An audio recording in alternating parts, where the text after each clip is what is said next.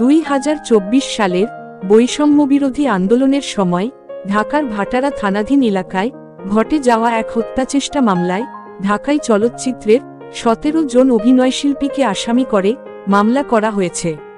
মামলার বাদী এনামুল হক ঢাকার সিএমএম আদালতে অভিযোগ দায়ের করেছেন।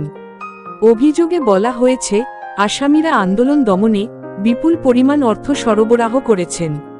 এই সময় বাদীকে গুলি করে ডান পায়ে আঘাত করা হয়, ফলে তিনি অজ্ঞান হয়ে রাস্তায় পড়ে যান।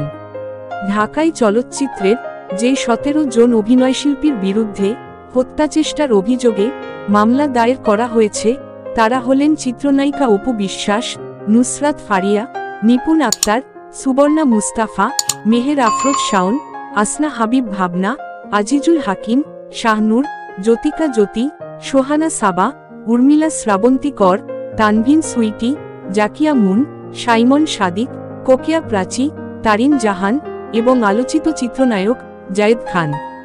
ভাটারা থানার ভারপ্রাপ্ত কর্মকর্তা গণমাধ্যমকে বিষয়টি নিশ্চিত করেছেন।